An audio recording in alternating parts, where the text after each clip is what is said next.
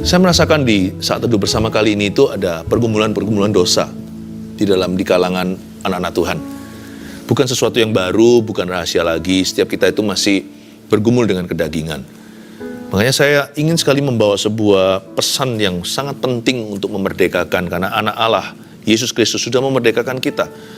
Saya berikan judul, lepas dari kebiasaan buruk. Setiap kita punya kebiasaan buruk, tidak tentu seksualita, tapi setiap kita itu punya yang namanya bibit bobot bebet Adam dan Hawa. Dan kita harus ingat bahwa kita sudah ditebus oleh darahnya yang mahal. Dan jikalau kita melihat seseorang dibelenggu sama setan, kita harus lepaskan. Kalau kita melihat seseorang dibelenggu sama kebiasaan buruk, nah itu nggak bisa asal tengking setan. Ada beberapa hal yang perlu kita ketahui agar seseorang itu mindsetnya betul-betul dilepaskan oleh Tuhan. Dimulai dengan cara pandang, ya. Yang penting kita percaya dulu bahwa dalam Kristus ada pengharapan. Dalam Kristus ada sukacita. Dan dalam Kristus ada kemenangan. Buka bersama dengan saya Roma pasal yang ke-6 ayat 11-14. Judulnya mati dan bangkit dengan Kristus di Alkitab kita. Tapi saya baca langsung ayat 11 saja. Demikianlah hendaknya kamu memandangnya, kata Paulus, bahwa kamu telah mati bagi dosa, tetapi kamu hidup bagi Allah dalam Kristus Yesus. Sebab itu hendaklah dosa jangan berkuasa lagi di dalam tubuhmu yang fana, supaya kamu jangan lagi menuruti keinginannya. Dan janganlah kamu menyerahkan anggota-anggota tubuhmu kepada dosa untuk dipakai sebagai senjata kelaliman. Tetapi serahkanlah dirimu kepada Allah sebagai orang-orang yang dahulu mati, tetapi yang sekarang hidup. Dan serahkanlah anggota-anggota tubuhmu kepada Allah untuk menjadi senjata-senjata kebenaran. Sebab kamu tidak akan dikuasai lagi oleh dosa, karena kamu tidak berada di bawah hukum Taurat, tetapi di bawah kasih karunia. Katakan kasih karunia. Kasih karunia. Atau bahasa Inggrisnya grace. Kita diberi amazing grace, bukan crazy grace. Hati-hati dengan pengajaran yang agak liar di luar. Tentang kasih karunia itu kita bebas untuk berdosa, toh Tuhan mengasihi dan mengampuni kita. I know, tapi bayangkan kalau kita sama Tuhan itu mempelai pria wanita, pasangan suami istri aja di atas muka bumi. Pernikahan itu kan seumur hidup hingga kematian memisahkan. Asal bukan sesuatu sifatnya perselingkuhan, apapun pemisahan tidaklah bisa dibenarkan. Itu pun ada prosesnya ya, sekalipun kalau ada orang yang berselingkuh, mengkhianati pasangannya, kita selalu akan usahakan bagaimana caranya mereka dipulihkan. Tapi ingat ya, sekalipun pernikahan itu mengikat, kasih karunia itu kuat. Bukan berarti kita bisa semena-mena sama pasangan kita.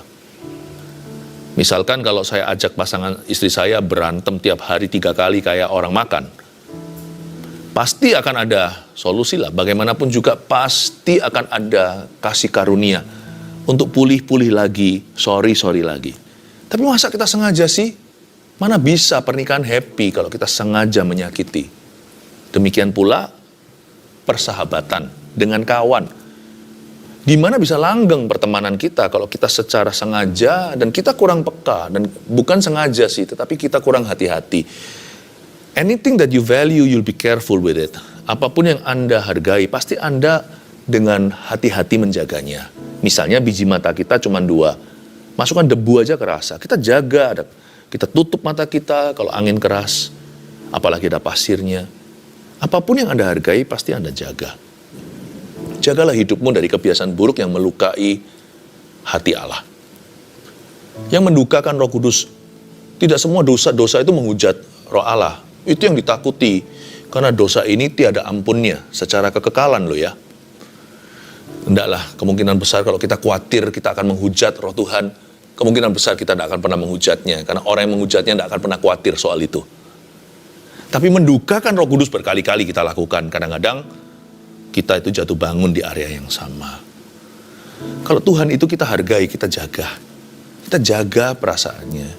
Kalau Roh Kudus di dalam diri kita diberikan dengan penuh cemburu dari sisi Allah, Dia impartasikan itu agar kita itu bisa mengasihinya, agar kita bersekutu dengannya. Jangan didukakan.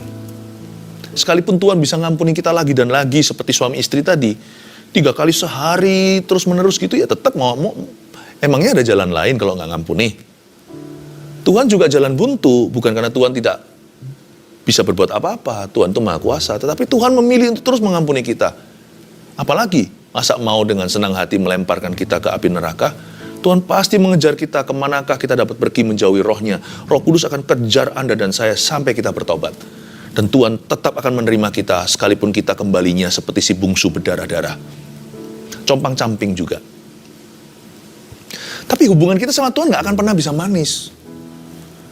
Pernikahan yang saling melukai bukan hanya secara sengaja, kadang-kadang gak sengaja, tetapi kan dianggap remeh gitu, digampangkan. Akhirnya gak sengaja, tapi terus-terusan. Pernikahan gitu mana bisa romantis.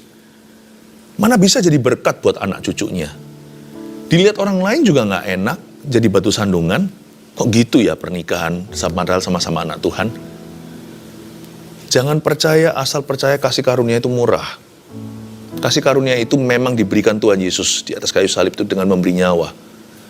Tapi kalau kita yang mengerti kasih karunia itu harganya apa, kita akan menghargainya.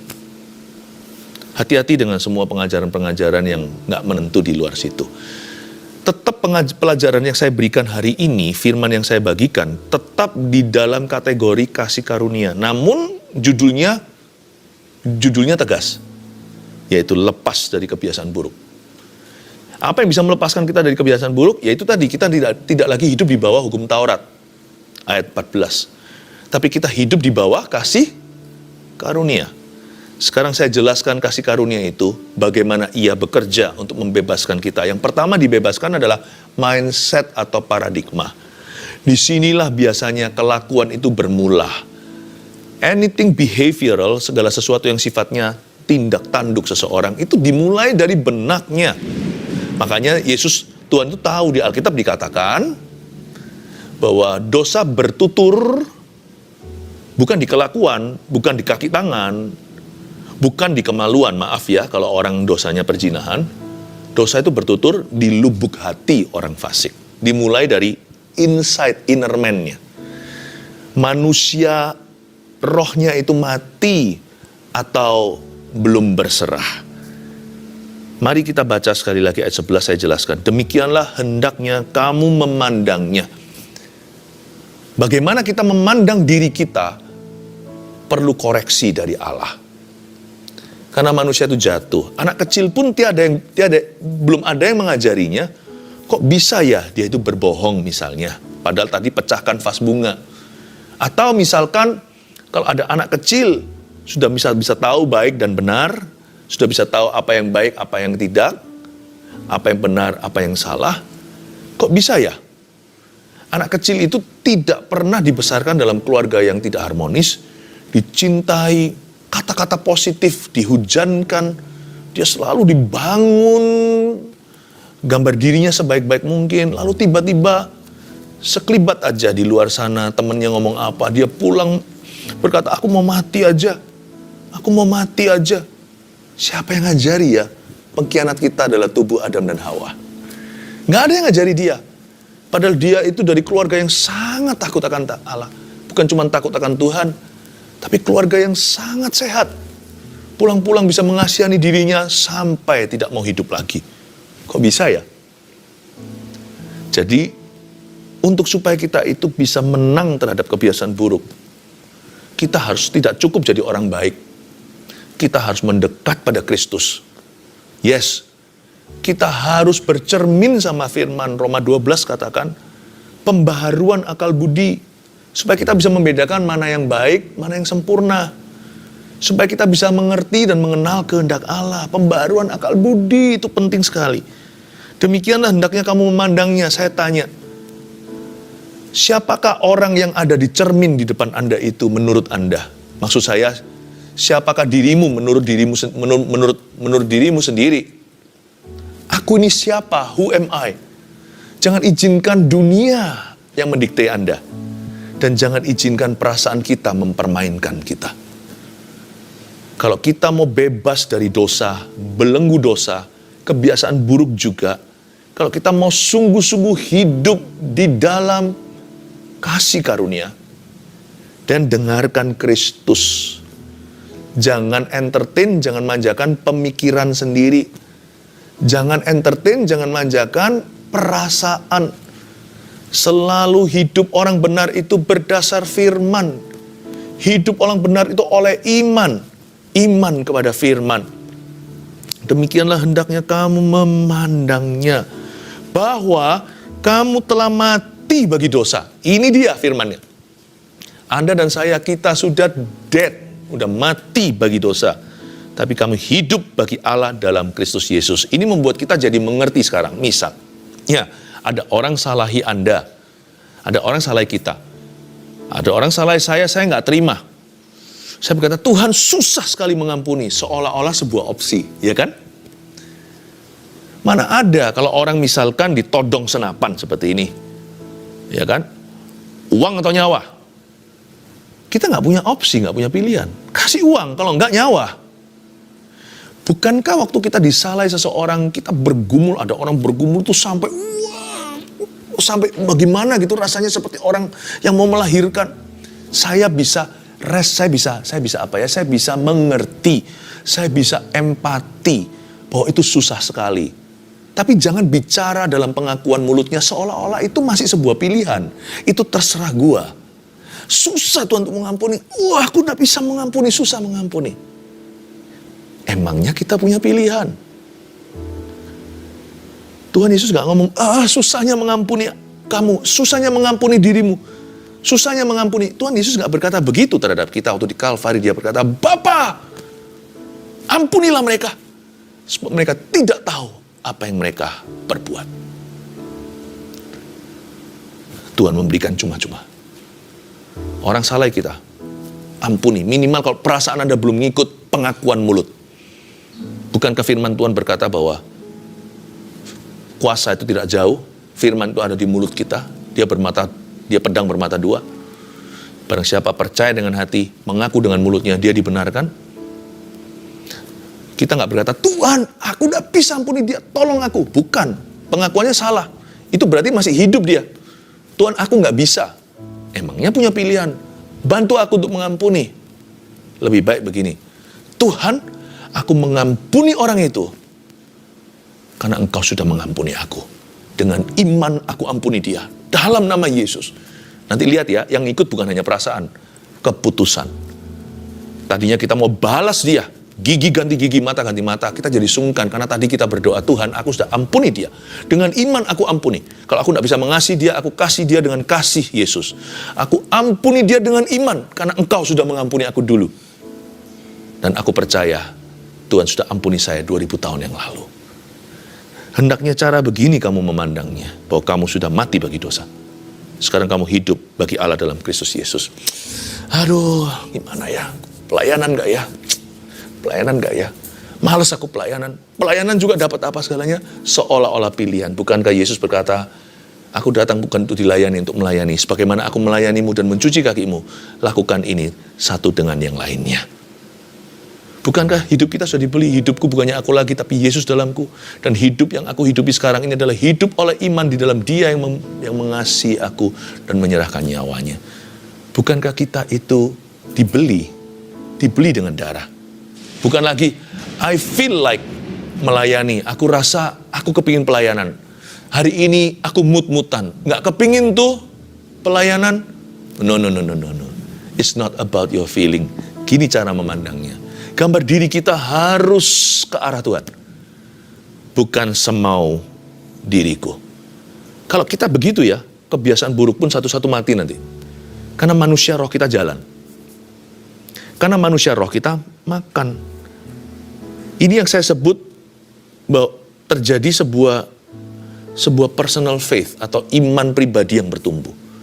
Kita jadi ngerti bahwa ini Tuhan yang suruh dan ini kehendak Allah. Dan kalau Tuhan yang suruhkan, Tuhan pasti memberi kekuatan.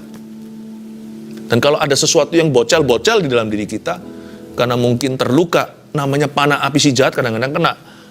Lewat kata-kata teman, lewat perlakuan, ditipu orang, dilecehkan, difitnah, atau bahkan kita sendiri merasa hidup ini nggak fair.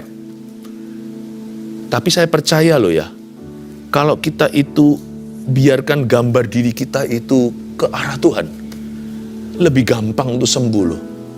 Kita itu bisa mengalami ini, namanya terjadi healing sendiri. Bisa terjadi kesembuhan inner healing dengan sendirinya di dalam diri kita. Apalagi kalau didoakan orang, wah langsung berubah dari kepahitan jadi kemanisan. Didoakan orang itu langsung dengan mudah menerima urapan. Ada orang yang didoakan tuh gak mempan.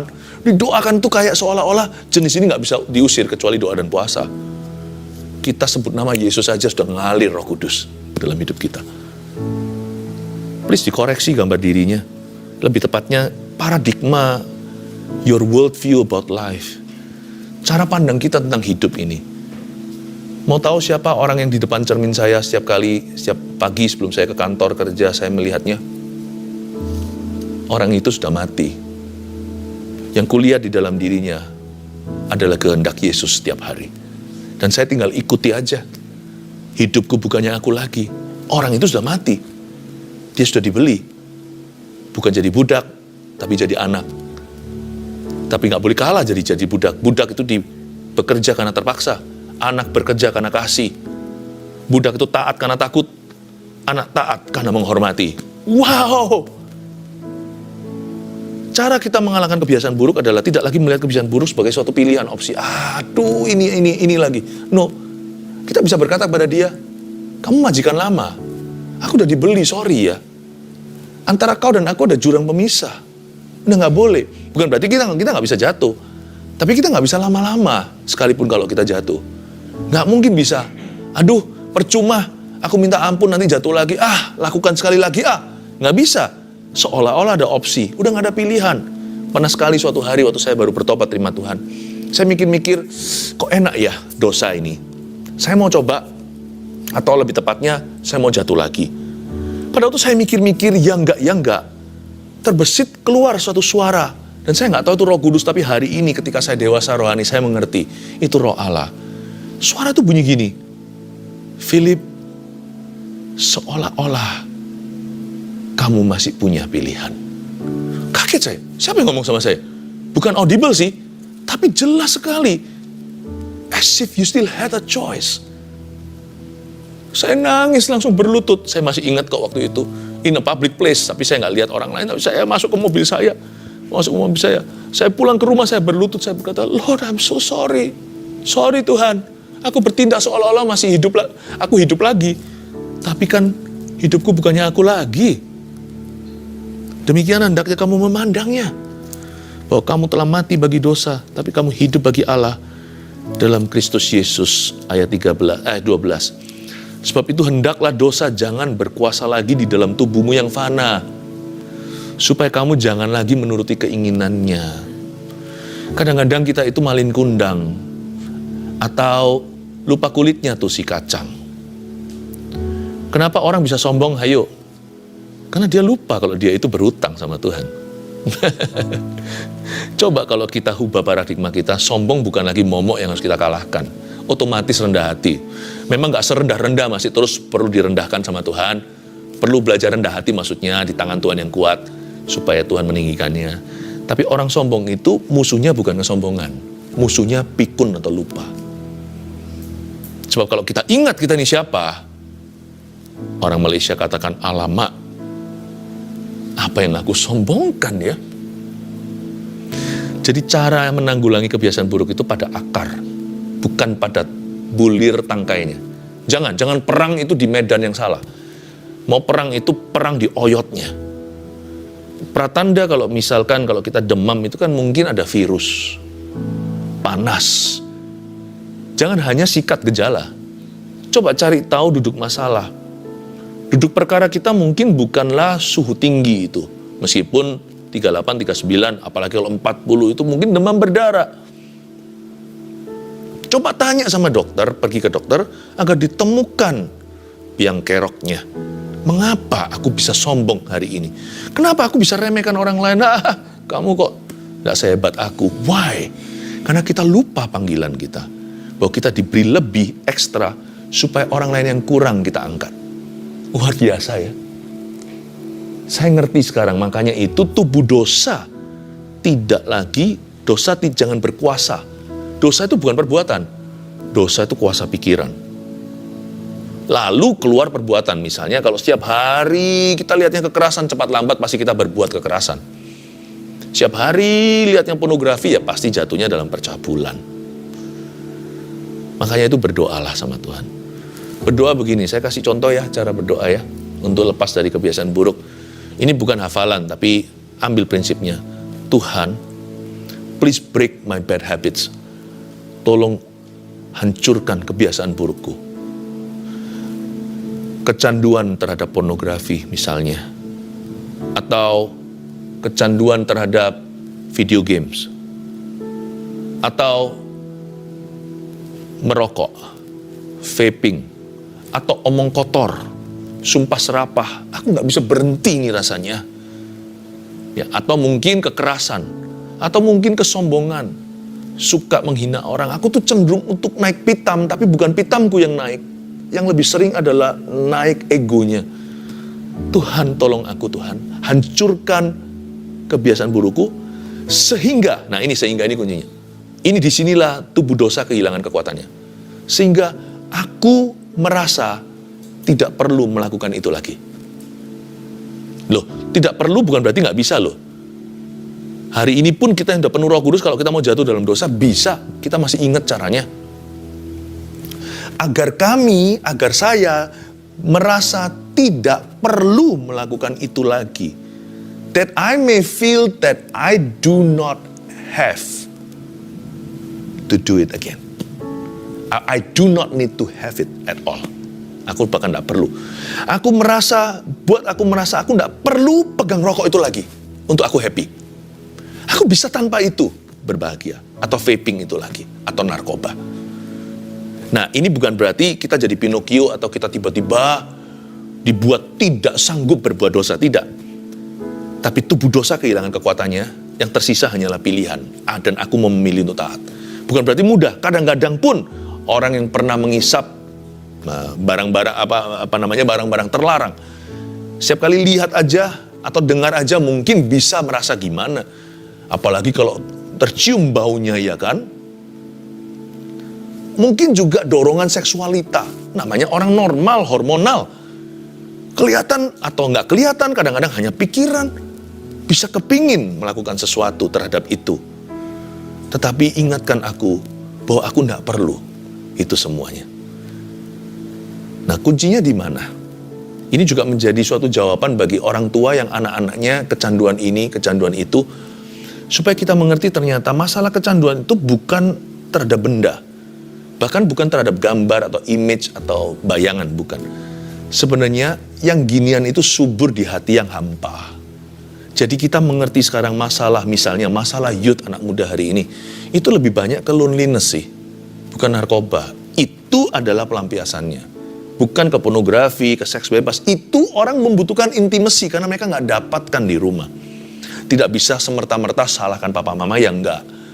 Tetapi kita harus mengerti dulu bahwa masalah kecanduan itu seringkali bukanlah kecanduan itu sendiri. Tapi hati yang lonely. Dan janganlah kamu menyerahkan anggota-anggota tubuhmu kepada dosa. Jadi ada yang namanya menyerahkan anggota tubuh ke dosa. Untuk dipakai sebagai senjata kelaliman. Senjata kelaliman itu artinya self-destruct. Bukan hanya menghancurkan orang lain, tapi dalam perjalanan menghancurkan orang lain itu kita hancurkan diri kita sendiri dulu. Itulah senjata kelaliman. Disinilah muncul semua macam dosa, masturbasi, segala sesuatu yang sekarang, yang dari zaman dulunya menjadi permasalahan wahid anak-anak muda. Dan janganlah kamu menyerahkan anggota-anggota tubuhmu, anggota tubuh kepada dosa untuk dipakai sebagai senjata kelaliman. Kenapa mereka menyerahkan tubuhnya, anggota tubuhnya kepada dosa untuk dipakai sebagai senjata? Karena mereka tidak punya visi dalam hidup mereka akan menjadi senjata Allah. Orang yang tahu bahwa hidupnya akan dipakai Tuhan biasanya lebih kuat berkata tidak pada tawaran dosa. Tapi orang yang tidak punya pegangan hidup dan tidak punya kasih papa mama lagi, dan tidak punya aktivitas yang berguna, orang seperti itu cepat lambat pasti akan menyerahkan satu persatu anggota tubuhnya untuk dipakai oleh dewa kesia-siaan. Tetapi serahkanlah dirimu kepada Allah. Bagus ini. Serahkan diri kepada Allah. sebagai orang-orang yang dahulu mati, tetapi yang sekarang hidup, kita sudah tahu itu, dan serahkanlah anggota-anggota tubuhmu kepada Allah, siap untuk setengah kalimat terakhir, untuk menjadi senjata-senjata kebenaran. Ini visi dari Tuhan. Bukannya aku nggak boleh berbuat ini, tapi pertanyaannya, mengapa aku harus berbuat itu? Kan aku mau ke situ. Mengapa aku buang hidupku? Kalau aku punya masa depan penuh pengharapan. Kalau kita tahu kita hendak dipakai oleh Tuhan, misalnya seorang pemimpin pujian, 1 jam kemudian akan tampil di depan ribuan, dia pasti akan persiapan. Kalau kita itu punya harapan di depan untuk dipakai oleh Tuhan, kemungkinan besar 1 jam di sini sekarang ini, sebelum saat itu, bukan 1 jam kali, itu kiasan, berbulan-bulan, atau bahkan bertahun-tahun, kita akan jaga hidup kita.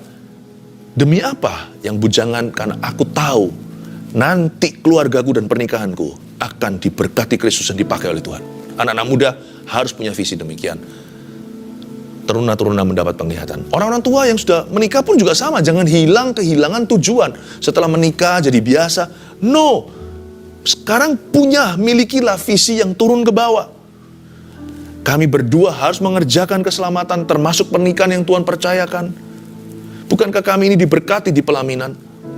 Demi apa? Demi supaya anak-anak kami satu-satu akan menjadi hamba-hamba Tuhan. Bukan jadi pendeta, nggak tentu. Jadi hamba-hamba Allah dalam hidup ini. Bisnis juga sama. Kalau kita halalkan segala cara, korupsi dan sebagainya. Kalau kita tahu bahwa usaha kita ini akan turunkan nanti. Kita nggak mau menurunkan masalah ke keluarga anak kita kan. Dan bukan hanya itu, akan jadi kesaksian. Belum lagi jadi bendahara kerajaan sorga. Kita akan jaga hidup kita. Tubuh kita akan jaga karena kita tahu ini maraton panjang.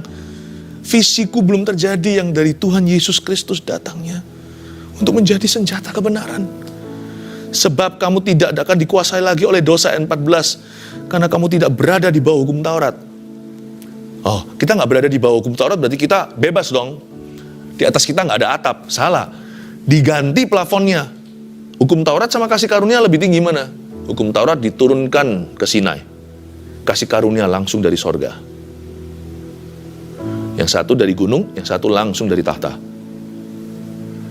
Di bawah hukum Taurat diangkat, bukannya ditiadakan tuh hukum Taurat, tapi digenapi dalam diri Yesus. Yesus malah justru upgrade itu. Kalau dulu berbuat sesuatu itu baru berzina. Sekarang melihat saja sudah berzina dalam hati. Kalau dulu asal tidak tertangkap basah. Sekarang jaga hati dalam segala waspada. Hebat enggak Tuhan itu? Kasih karunia itu lebih tinggi. Tanpa visi liarlah rakyat. Perlu loh punya visi. Karena kasih karunialah yang memberi kita hak untuk berkata tidak kepada dosa dan segala godaannya. Segala usia ini. Pesan ini segala umur. Nggak hanya untuk orang muda. Terus terang, orang mau sampai umur 40 ke atas, 50, 60, 70, nggak ada bedanya. Pernahkah Anda dengar di dalam news atau dalam berita, kakek-kakek tua melecehkan seorang muda? Nggak ada bedanya. Tubuh ini kan hanya casingnya. Dosa itu bertutur di lubuk hati. Kebiasaan buruk itu mesti mati dan cara matikan cuma satu.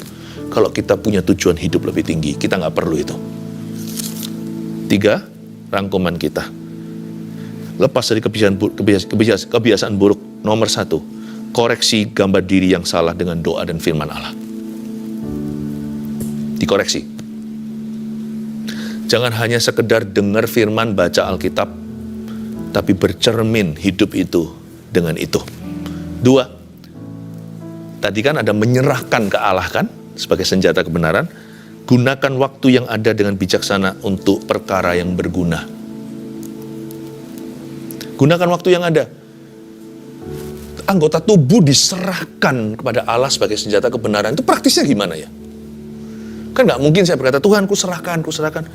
Kuserahkan itu kan perlu lewat waktu. Misalnya pada saat saya boleh memilih saya mau tidur malas-malasan atau saya perlu berdoa. Nah kalau itu malam hari ya tidurlah. Tapi kalau itu pagi waktu-waktunya saat teduh ya saya mau berdoa. Aku serahkan ke Tuhan bukan pada kemalasan. Contoh, bukan pada dosa saja. Bukan pada dosa saja kita harus waspada. Pada saat saya melalui waktu saya mau gunakan waktu itu untuk perkara yang berguna, dan saya mau pakai waktu dengan sengaja dan bijaksana, sehingga anggota tubuh saya aktif untuk melayani Tuhan melalui Kronos atau melalui TikTok waktu jam 12, 1, 2, 3, 4, 5 sampai 12 lagi. Saya mau gunakan tubuh saya. 3, temukan sukacita dalam sebuah visi yang mulia untuk kerajaan Allah. Coba saya tanya, keluarga Saat Teduh Bersama, saya tanya secara pribadi, what is your vision? What is your ultimate vision? Visi kita ya adalah tahun depan aku mau jadi, tahun ini aku mau jadi orang lebih baik lah, aku mau lebih sukses lah, aku bisa nabung, beli rumah. Ya itu goal lah ya. Apa satu visi hidupmu yang Anda anggap sebagai visi mutakhir, visi terakhir? Dengan itu, untuk itu kau hidup, dengan itu kau mati. Atau kalau Tuhan datang lagi, apa itu? Belum ada? Carilah. Kalau saya mendirikan 1000 gereja lokal yang kuat, dengan umat Tuhan mengembalakan mereka sebaik-baiknya karena saya pendeta, dan memuridkan 1 juta murid. Itu visi saya. Untuk itu saya hidup. Dengan itu saya siap mati. Dan setiap hari saya pikirkan hanya itu. Jaga kesehatan untuk itu. Jaga kekudusan untuk itu. Dan tentunya untuk keluarga yang bersama-sama dengan saya untuk membuat itu terrealisasi, terjadi. Dan seluruh keluarga Gereja Mawar Syaron tercinta dan keluarga Saat Teduh juga. Jadi nanti ini tolong ditulis ya di komentar. Nanti ya. Ada 3 ini poin, nanti tolong tuliskan. Kira-kira gambar diri apa yang salah selama ini Anda punya, yang Anda ingin Tuhan, yang hari ini dikoreksi sama Roh Kudus. Tuliskan. Yang pertama ya, saya selama ini merasa bla bla bla, tapi Tuhan ubahkan cara pikiran saya. Lalu gunakan waktu yang ada dengan bijaksana untuk perkara yang berguna. Kira-kira apa yang ke depan Anda mau lebih sering lakukan? Misalkan, tuliskan. Lalu yang ketiga juga, tuliskan visi hidupmu satu itu apa? Aku mau lewat karirku, nanti aku bisa memberkati banyak orang miskin. Lewat karir saya, aku bisa membangun gereja-gereja, ikut terlibat dalam penyebaran firman Tuhan. Misalnya, tuliskan itu. Nanti lihat ya, itu sebagai catatan Anda. Kami baca tidak baca, itu nggak sepenting Anda yang menuliskannya, membaca dengan mata sendiri. Saya percaya itu akan menjadi pegangan Anda. Kebiasaan buruk apapun juga pasti akan sirna. Tidak ada kata sukar kalau kita bisa menghayati firman hari ini. Haleluya.